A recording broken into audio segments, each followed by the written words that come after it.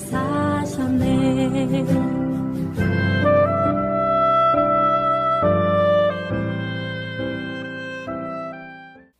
하나님의 말씀을 우리 함께 합독하도록 하겠습니다.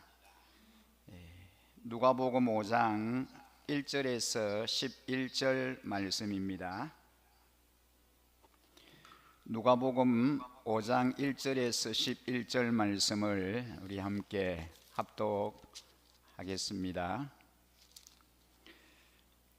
예수께서 게네사렛 호숫가에 서 계셨다. 그때의 무리가 예수께 밀려와 하나님의 말씀을 들었다. 예수께서 보시니 배 두 척이 호숫가에 대어 있고 어부들은 배에서 내려서 그물을 싣고 있었다. 예수께서 그 배 가운데 하나인 시몬의 배에 올라서 그에게 배를 무태서 조금 떼어 놓으라고 하신 다음에 배에 앉으시어 무리를 가르치셨다. 예수께서 말씀을 그치시고 시몬에게 말씀하셨다. 깊은 데로 나가 그물을 내려서 고기를 잡아라. 시몬이 대답하였다. 선생님, 우리가 밤새도록 애를 썼으나 아무것도 잡지 못했습니다. 그러나 선생님의 말씀을 따라 그물을 내리겠습니다. 그런 다음에 그대로 하니 많은 고깃대가 걸려들어서 그물이 찢어질 지경이었다. 그래서 그들은 다른 배에 있는 동료들에게 손짓하여 와서 자기들을 도와달라고 하였다. 그들이 와서 고기를 두 배에 가득히 채우니 배가 가라앉을 지경이 되었다. 시몬 베드로가 이것을 보고 예수의 무릎 앞에 엎드려서 말하였다. 주님, 나에게서 떠나주십시오. 나는 죄인입니다. 베드로 및 그와 함께 있는 모든 사람은 그들이 잡은 고기가 엄청나게 많은 것에 놀랐던 것이다. 또한 세베대의 아들로서 시몬의 동료인 야고보와 요한도 놀랐다. 예수께서 시몬에게 말씀하셨다.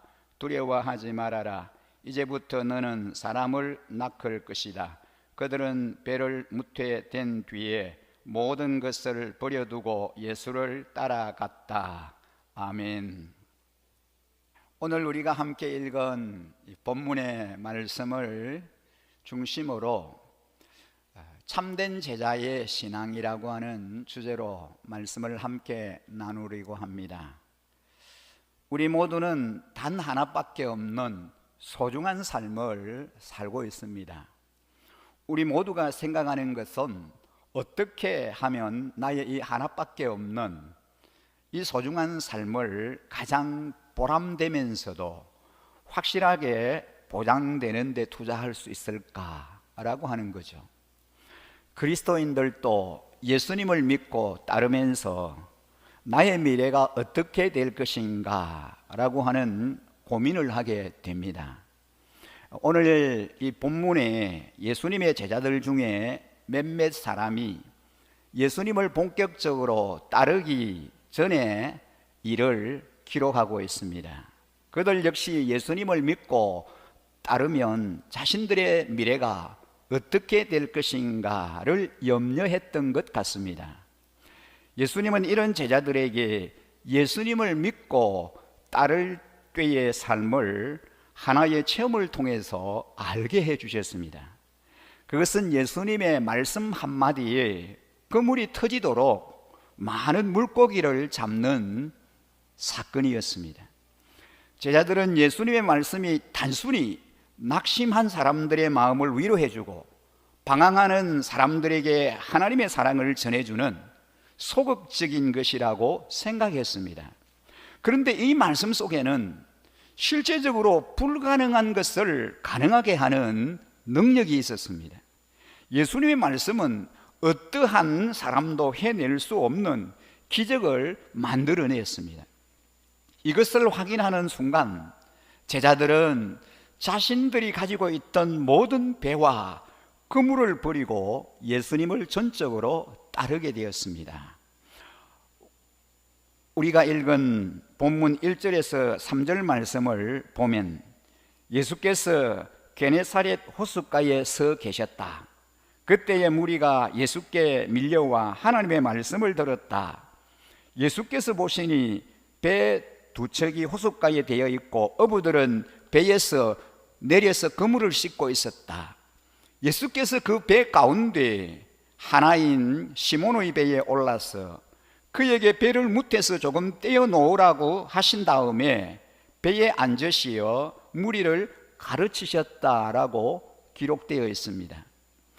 예수님이 갈릴리 호수의 노천에서 무리들에게 하나님의 말씀을 전가하는 것을 보면 그가 얼마나 말씀을 가르치는 것을 중요하게 여겼는지, 또 그 일을 열심히 하셨는지를 알 수 있습니다.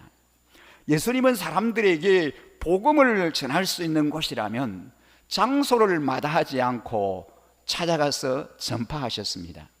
물론 예수님이 해당에서 설교하지 않고 노천에서 설교하신 것은 유대 지도자들이 예수님을 싫어했기 때문입니다.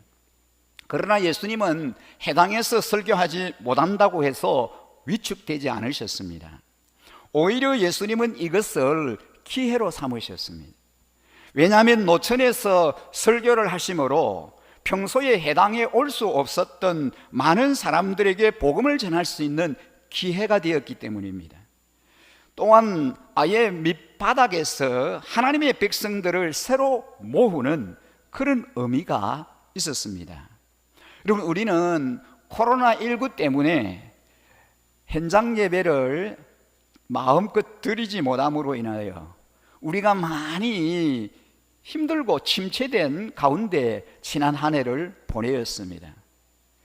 지금도 그래서 많이 힘들고 어렵습니다. 그리고 안타까울 따름입니다. 하지만 교회들마다 온라인 예배와 현장 예배를 병행하면서 예배를 하나님께 드리고 있습니다.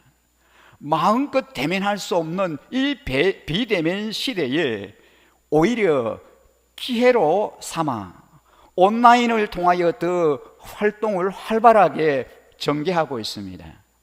우리 교회도 온라인 줌과 유튜브를 통하여 주일 연합 예배를 10시에 전통 예배로, 11시 30분에 세대 통합 예배로, 1시 30분에 찬양 예배로 예배하면서 실시간 중계를 하고 있습니다. 이 온라인 예배는 평소에 현장 예배에 참석이 어려운 분들에게는 오히려 기회가 됩니다. 모든 성도님들이 현장에 나와 예배할 수 없다고 해서 우리가 위축되거나 적극적으로 또 예배에 참여하지 못하는 그러한 이 상황 가운데 우리가 있다라고 할지라도 이 온라인 예배를 통해서 우리가 또 하나님 앞에 예배하며 나아갈 수 있는 것입니다. 지난 주일 설교 시에 우승이를 위해서 기도해 달라는 부탁을 드렸습니다.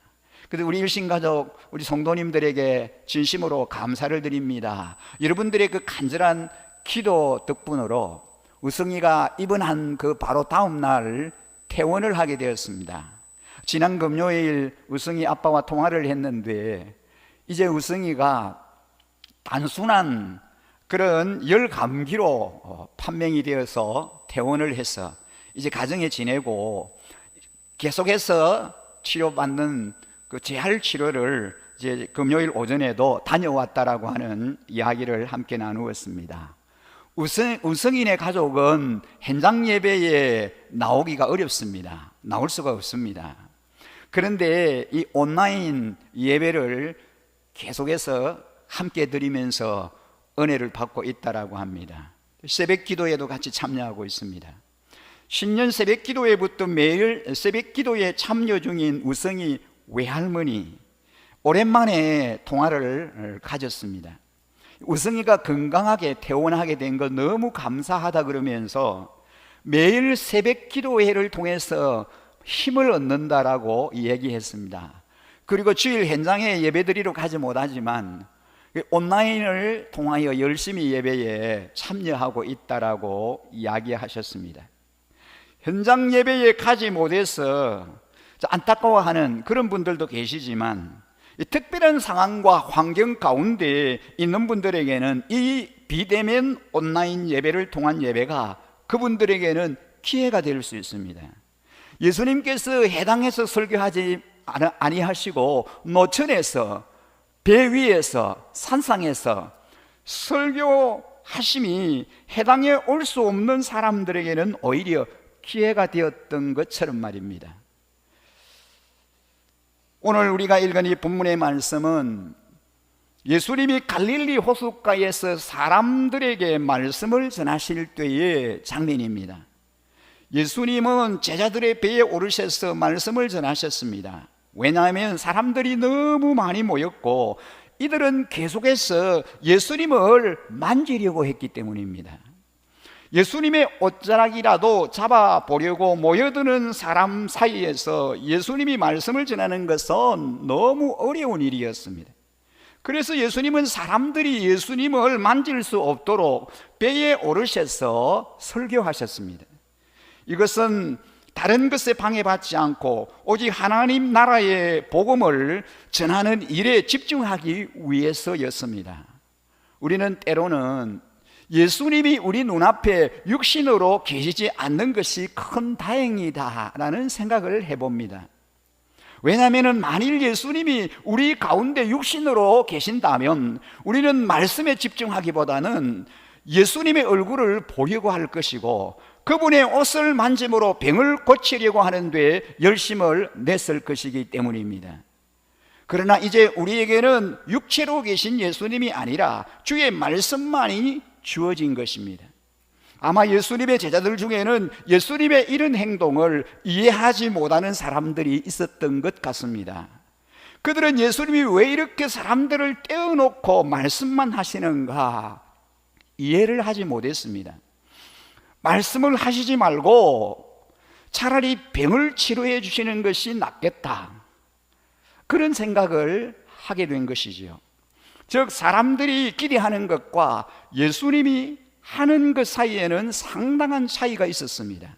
그때 예수님은 제자들을 놀라운 말씀의 세계로 초청하셨습니다. 예수님이 제자들의 배를 타셨을 때 그들을 처음 만난 것 같지는 않습니다. 그러나 제자들은 아직 예수님이 완전히 어떤 분이신지 잘 몰랐습니다. 그리고 예수님에게 완전하게 헌신된 것도 아니었습니다.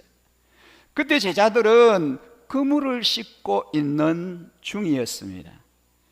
여기서 그물을 씻는다라고 하는 것은 다음번 고기를 잡기 위해서 준비를 하고 있다, 그런 의미입니다. 그러나 예수님은 그들의 일정을 방해하셨습니다. 그들은 지금 그물을 씻어야 하고 그리고 난 뒤에 좀 쉬었다가 다시 고기를 잡기 위해서 나가야 합니다. 그러나 예수님은 그들의 배에 오르셔서 설교하심으로 그들의 일을 방해하신 것 같습니다. 예수님에게는 그들이 그물을 씻고 물고기를 잡는 것보다도 한 영혼이라도 하나님의 말씀을 듣고 그 영혼이 구원받는 것이 훨씬 더 중요하다고 생각하셨습니다. 그러나 일단 제자들은 예수님 때문에 손해를 보고 있는 것은 사실입니다. 예수님은 말씀을 마치신 후에 아무 설명도 없이 시몬 베드로를 향하여 깊은 데로 가서 그물을 내려 고기를 잡아라 라고 말씀하십니다. 예수님이 설교를 마치신 후에 베드로에게 깊은 데로 가서 고기를 잡도록 지시하신 이유가 무엇 때문일까요? 왜 예수님이 그렇게 하셨을까요? 전날 제자들은 밤새도록 그물을 던졌지만 고기를 한 마리도 잡지 못했습니다. 얼마나 힘이 빠지고 낙심이 되었겠습니까? 이렇게 낙심한 제자들을 예수님이 위로하시는 것일까요? 아니면은 예수님이 제자들의 배를 공짜로 타고 그 그물을 씻는 것을 방해했기 때문에 그 대가를 지불하시려고 하는 것일까요? 그래서 깊은 데로 가서 그물을 내려라, 그리고 고기를 잡아라 라고 말씀하신 것입니까? 가장 중요한 것은 제자들은 아직 예수님의 말씀의 능력을 믿지 못하고 있었다라는 것입니다. 그들은 속으로 예수님의 말씀은 참 좋지만 그 말씀은 현실과는 동떨어진 것이다라고 생각하고 있었습니다. 예수님의 말씀은 너무 좋고 은혜로웠습니다. 사람들의 병을 고쳐주는 것도 참으로 좋은 일입니다. 하지만 그래도 자신들의 삶에 별로 달라질 일이 없다는 것입니다. 제자들은 예수님의 말씀을 믿고 따르면 미래가 보장될 수 있느냐를 염려했던 것 같습니다. 즉 지금 이렇게 고기를 잡으면, 그렇게 살면 그래도 입에 풀칠이라도 하겠지만 예수님을 따르면 아무것도 보장되는 것이 없다라고 생각을 한 것입니다. 그때 예수님이 베드로에게 깊은 데로 가서 그물을 내리라고 말씀하십니다. 이것은 제자들에게 깜짝 놀랄 만한 일입니다. 예수님은 고기 잡는 일에는 전혀 전문가가 아니기 때문입니다. 여러분들이 읽은 5절 말씀에 보면 시몬이 대답하였다. 선생님, 우리가 밤새도록 애를 썼으나 아무것도 잡지 못했습니다. 그러나 선생님의 말씀에 따라 그물을 내리겠습니다 라고 말합니다. 우리는 베드로의 말을 통하여 몇 가지 사실을 알 수 있습니다. 우선 그들이 지난 밤에 물고기를 전혀 잡지 못했다는 사실입니다. 한 마리의 고기도 잡지를 못했습니다. 그들은 그래서 기분이 썩 좋은 상태가 아니었습니다. 굉장히 기분이 상해 있었습니다.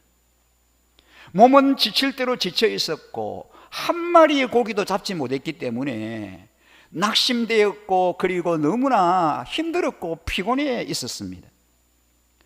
고기를 한 마리도 잡지 못했다는 것은 예수님의 설교를 들으면서도 머릿속에 내내 그 기억이 남아 있었을 것입니다. 어떤 사람에게 좋지 않는 일이 생기면 그것이 내내 머릿속을 지배하면서 하나님의 말씀이 귀에 들어오지를 않습니다. 우리 여성도님들은 손님이 집에 찾아오면 음식을 준비하는 그 생각을 하느라고 말씀이 귀에 들어오지를 않습니다. 만약에 어떤 사람이 버스에서 지갑을 잃어버렸다면 그 속상한 마음 때문에 말씀이 귀에 들어올 리가 없습니다. 또한 베드로는 예수님이 고기를 잡으라고 지시하시는 것에 대하여 자신들의 영역을 침해했다라고 하는 생각을 했을 것 같습니다. 예수님이 설교를 잘 하실지는 몰라도 고기 잡는 일은 자기들이 더 전문가다라고 생각을 했을 것 같습니다. 특히 이렇게 낮에 깊은 곳에 물고기가 모여들지 않는다는 것은 어부들에게는 상식적인 일입니다. 밤에 일하는 것이 낮에 일하는 것보다 훨씬 힘들고 피곤했음에도 불구하고 갈릴리의 어부들은 밤 시간에 조업을 했던 것은 몇 가지 이유들 때문입니다. 왜 낮에 고기 잡지 않고 왜 밤에 고기를 잡아야 하느냐 하는 데는 특별한 이유가 있습니다. 먼저 이 갈릴리의 기후는 지형적인 특징 때문에 낮에는 덥고 밤에는 추운 일교차 때문에 햇볕이 뜨거운 낮 시간에 일하기란 쉽지가 않습니다. 너무 덥기 때문에 낮 시간에는 활동을 하기가 어렵습니다. 실제로 그 지역에 가보면 그렇습니다. 또 이런 일교차 때문에 낮 시간에 갈릴리 바다는 수온이 높아져서 낮에는 물고기조차도 그물을 칠 수 없는 깊은 곳으로 내려갔다가 시원한 밤 시간이 되어야 물이 얕은 곳으로 고기가 올라오기 때문입니다.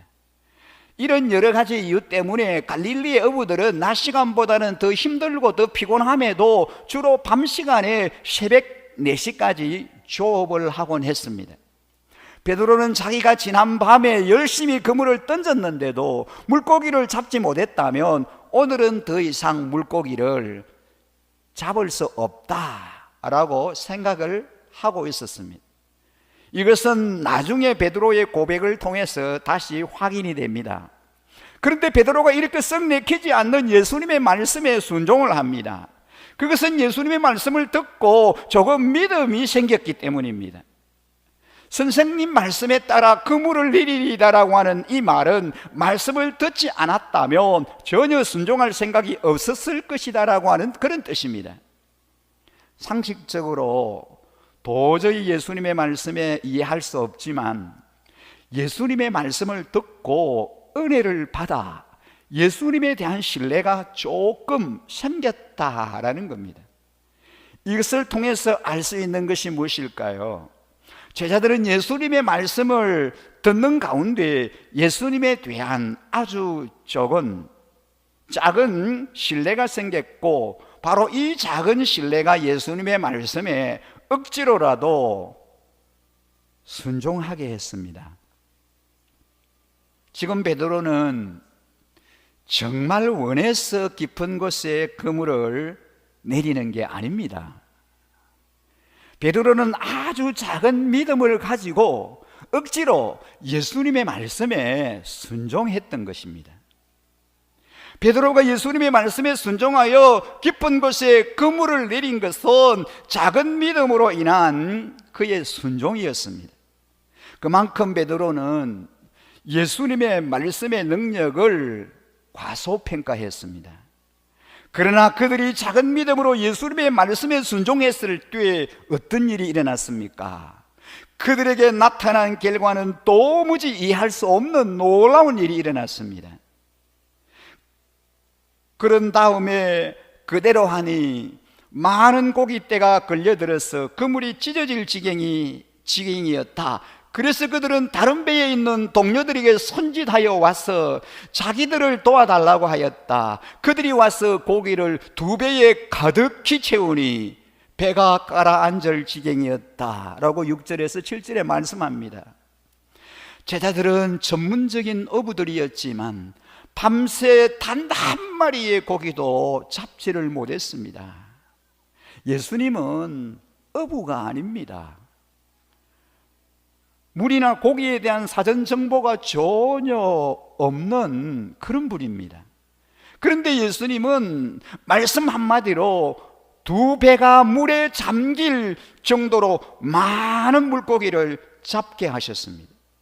제자들이 이 기적에 놀란 것은 어업이 그들의 직업이었기 때문입니다. 고기 잡는 것이 그들의 전문이었기 때문입니다. 베드로나 다른 제자들은 나름대로 물고기를 가장 잘 잡는 사람들이었습니다. 전문가였습니다. 그런데 예수님의 능력은 물고기를 가장 잘 잡는 능력과 비교가 되지 않았습니다. 베드로가 어린 아이라면 예수님은 어른 중에 어른입니다. 이것은 베드로가 아무리 날고 긴다 하더라도 절대로 예수님의 실력을 따라갈 수 없다라는 뜻입니다. 여기서 제자들은 예수님의 신적인 능력을 깨닫게 되었습니다. 예수님의 말씀의 능력은 이 세상에서 전문가의 능력보다도 훨씬 뛰어넘는 것입니다. 가장 탁월한 전문가의 능력을 뛰어넘는 것은 기적밖에 없습니다. 예수님의 말씀은 모든 분야에서 기적을 일으킬 수 있는 능력의 말씀입니다. 이처럼 사람은 이론만으로 예수님의 능력을 알 수 없습니다. 실제로 예수님의 능력을 경험해 보면 이 능력은 자기들이 가지고 있는 모든 지식과 능력을 다 동원해도 도저히 상대할 수 없는 것임을 깨닫게 됩니다.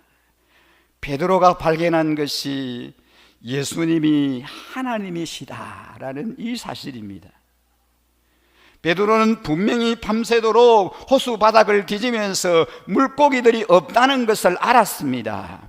그런데 예수님의 깊은 곳에 물고기들이 모여 있는 것을 아셨습니다. 아니, 예수님은 물고기를 모으셨는지도 모릅니다. 그 깊은 곳으로 모든 물고기를 모으셨는지도 모릅니다. 만약에 그 호수에 더 이상 물고기들이 없게 되었다면 예수님은 그곳에 물고기들을 만드실 능력이 충분히 있으신 분입니다. 예수님의 말씀은 어떤 말씀입니까? 아무것도 없는 무에서 유를 만들 수 있는 창조의 말씀입니다. 이 세상에서 아무것도 없어도 성경 말씀은 모든 것을 창조해 낼 수 있습니다. 우리 본문 8절 말씀에 보면 시몬 베드로가 이것을 보고 예수의 무릎 앞에 엎드려서 말하였다. 주님, 나에게서 떠나주십시오. 나는 죄인입니다 라고 고백합니다. 베드로는 주님의 무릎 앞에 엎드려 자기가 죄인이다라고 고백했습니다. 이것은 그가 지금까지 예수님을 하나님의 아들로 믿지 못했고 오히려 예수님 앞에서 자신의 물고기 잡는 실력을 자랑스럽게 생각하고 있었다라는 뜻입니다. 그러나 예수님의 말씀의 능력을 실제로 체험하게 되었을 때 베드로는 자기 자신이야말로 예수님 앞에서 정말 아무것도 아니구나 라는 사실을 깨닫게 되었습니다. 지금까지 하나님 앞에서 교만하게 행동했던 것이야말로 너무나 큰 죄다라고 하는 이 사실을 알게 된 것입니다. 예수님이 베드로에게 깊은 데로 가서 그물을 내리라고 말씀하셨을 때 베드로가 그 말씀에 순종하기는 했지만 자발적인 순종이 아니었습니다. 베드로는 마음속에는 예수님을 판단하고 정죄하는 마음이 있었습니다. 이런 마음을 주님께서 왜 모르시겠습니까? 호수 속에 물고기가 있는 것을 다 아시는 예수님은 베드로의 마음을 또한 잘 아셨습니다. 베드로는 이 한 번의 기적을 통해서 예수님이 자신의 교만과 모든 불신앙을 다 알고 계신다는 것을 깨달았습니다. 베드로는 이런 신적 능력을 소유하신 예수님 앞에 자신이 서 있다는 것을 도무지 감당할 수 없었습니다. 그래서 주여 나를 떠나십시오, 주여 나를 떠나주십시오라고 고백했습니다. 이것은 예수님이 너무 부담스럽다라는 그런 뜻입니다. 예수님이 함께 있으면 자기는 아무것도 할 수 없다는 그런 의미입니다. 여러분, 우리가 9절에서 11절 말씀을 함께 같이 좀 읽어보실까요? 우리 본문 9절에서 11절 말씀입니다. 함께 읽겠습니다. 베드로 및 그와 함께 있는 모든 사람은 그들이 잡은 고기가 엄청나게 많은 것에 놀랐던 것이다. 또한 세베대의 아들들로서 시몬의 동료인 야고보와 요한도 놀랐다. 예수께서 시몬에게 말씀하셨다. 두려워하지 말아라. 이제부터 너는 사람을 낚을 것이다. 그들은 배를 무퇴된 뒤에 모든 것을 버려두고 예수를 따라갔다. 아멘. 그들은 모두 예수님의 말씀이 눈에 보이는 기적으로 나타난 것을 보고 놀랐습니다. 깜짝 놀랐습니다. 왜냐하면 이들 안에는 예수님의 말씀을 듣고 믿음이 생겼기 때문입니다. 믿음이 실제로 나타난 결과를 보았을 때 예수님의 말씀의 능력이 이런 것이구나 라고 하는 것을 깨닫게 되었습니다. 즉 예수님의 말씀은 능치 못할 것이 없다라고 하는 이 사실을 알게 된 것입니다. 즉 예수님의 말씀이 엄청난 보물이라고 하는 것을 깨닫게 된 것입니다. 이제 그들은 어떻게 해야 합니까? 이 사실을 발견한 이들은 어떻게 해야 합니까? 더 이상 주저하거나 망설일 필요가 없습니다. 무조건 예수님만 따르는 수밖에 없습니다. 어떻게 눈앞에 이 엄청난 축복을 보고서 다시 물고기를 잡겠다고 하겠습니까? 그때 예수님은 단호한 목소리로 그들을 부르십니다. 두려워 말라. 이제 후로는 네가 사람을 낚을 것이다. 여기서 두려워 말라는 말씀은 예수님을 따름으로 생기는 생계에 대한 두려움이나 예수님을 반대하는 사람들로부터 받는 반대나 핍박 혹은 복음에 대한 다른 사람들의 부정적인 반응 등을 두려워하지 말라라는 말씀입니다. 왜냐하면 이제부터 그들에게는 전능하신 하나님의 능력이 주어지기 때문입니다.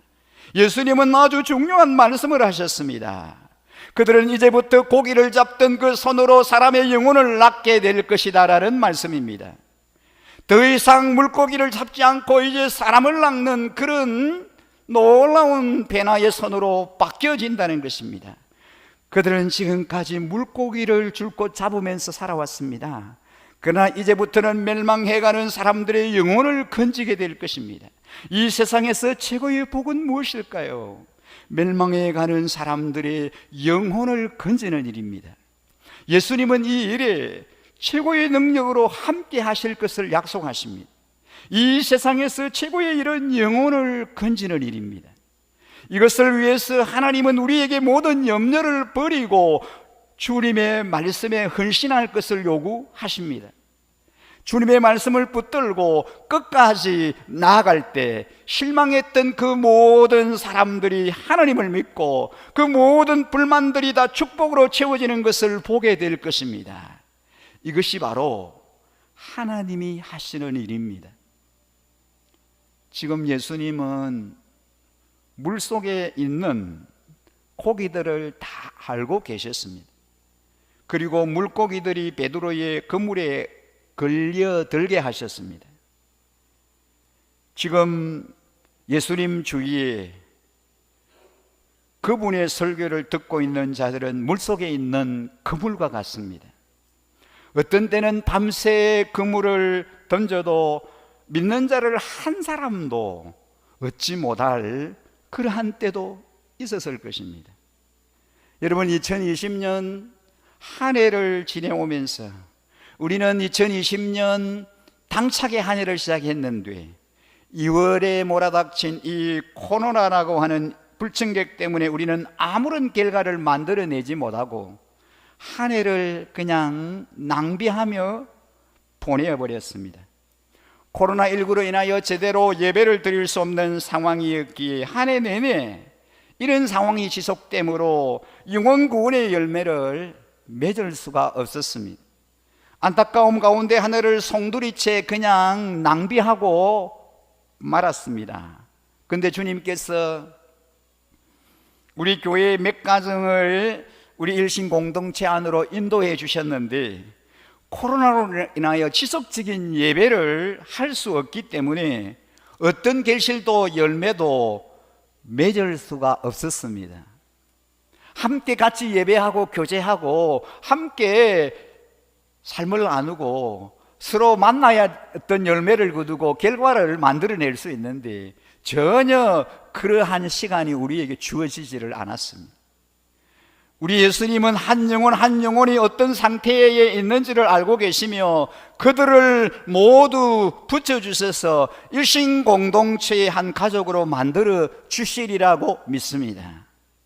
사랑하는 우리 일신가족 여러분, 새로운 2021년을 맞아 오직 주님의 말씀에 순종하며 그물을 내리십시다.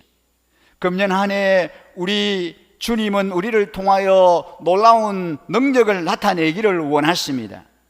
베드로처럼 원치 않아도 순종하십시다. 그러면 주님께서 행하시는 놀라운 능력을 보게 해 주실 것입니다. 2021년 새해에 우리 주님께서 예비하신 수많은 영혼들을 우리 일신 공동체 가운데 맡겨 주시리라고 믿습니다. 주님의 능력의 말씀에 의지하여 사람을 낚는 그물을 계속해서 내리십시다. 수많은 영혼이 우리가 내리는 그 그물을 통하여 영혼 구원을 이제 얻게 해 주시리라고 믿습니다. 우리 모두 베드로처럼 이제는 사람 낚는 어부가 되어 우리에게 붙여주신 문 영혼을 구원하는 그런 일에 우리는 최선을 다하십시다. 우리의 미래에 대한 모든 염려를 버리고 오직 주님의 말씀에 전적으로 순종하고 헌신하십시다. 그것이 우리의 미래에 대한 가장 안전한 투자가 될 것입니다.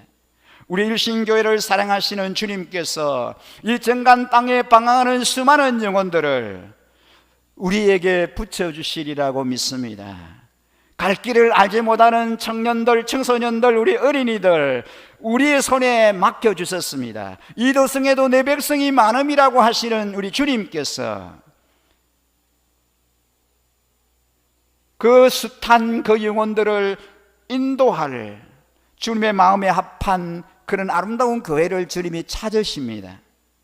주님께서 맡기실 수많은 영혼들을 책임지고 목양하는 우리 일신교회 불신 영혼 구원하여 주님의 제자 만드는 우리 일신 가족, 우리 공동체 모든 성도님들 다 되시기를 주님의 이름으로 간절히 축복합니다. 주님이 맡겨주신 그 귀한 영혼들, 그 생명들을 주님의 뜻 가운데서 살려내는, 주님의 뜻 가운데서 그들을 아름답게 양육하는 그런 귀한 도구로, 그런 아름다운 통로로 저와 우리 일신교회 모든 성도님들, 우리 교회 공동체가 주님 앞에 아름답게 쓰임받는 그런 2021년 새로운 한 해가 될 수 있기를 다시 한번 간절히 소망합니다. 오늘 주신 말씀을 기억하면서 함께 이 찬양을 주님께 드리고 싶습니다. 내 모습 이대로 사랑하시네, 연약한 그대로 사랑하시네. 우리의 모습이 연약한 가운데 있지만은 주님께서 우리를 그렇게 사랑해 주실 것입니다. 우리는 나 무엇과도 주님을 바꾸지 않을 것입니다. 다른 어떤 은혜도 구하지 않을 것입니다. 오직 주님만이 내 삶의 도움이십니다. 주님의 얼굴을 보기를 원합니다. 그렇습니다. 우리는 그 무엇과도 주님을 바꿀 수 없습니다. 그 어떤 것과도 주님을 바꾸지 않을 것입니다. 다른 은혜도 구하지 않을 것입니다. 오직 주님만이 내 삶의 도움이시고 나를 인도해 주실 것이고 승리케 해 주실 신실하신 주님이시기 때문입니다. 아름다운 믿음의 고백으로 이 찬양을 주님 앞에 올려드리겠습니다.